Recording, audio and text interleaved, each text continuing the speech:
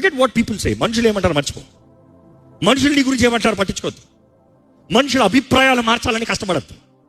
ఎవరు ఏ మనిషి అభిప్రాయాలు మార్చలేరు. నువ్వు ఎంతసేపు నీ గురించి ఎంత చెప్పుకున్నా ఆ మైండ్లో ఫిక్స్ అవుతారు చూడబట్టి అదే. ఇన్ఫ్యాక్ట్ నువ్వు ఎంత ఎక్స్ప్లెయిన్ చేసినా ఆ మైండ్లో ఫిక్స్ అయిన దానికి ఏమంటారు తెలుసా? నువ్వు ఇంకా మ్యానిపులేట్ చేస్తున్నారంట, లేకపోతే ఏదో నీతులు చెప్పుకుంటున్నట్టు, లేకపోతే జస్టిఫికేషన్.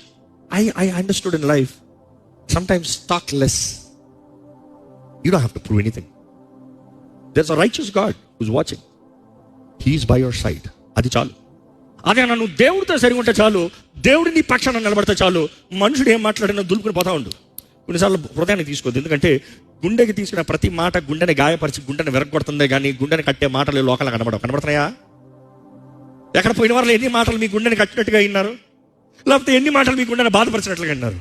అధిక శాతం ఏముంది? అందుకని బైబిల్ చెప్తుంది, by all means God your heart. నీ హృదయాన్ని కాపాడు, నీ హృదయాన్ని కాపాడు. ఇందులోకి వెళ్ళేది సరిగా ఉండదు, ఇందులో వచ్చేది సరిగా ఉండదు. ఎందుకంటే ఇందులో వచ్చేది నా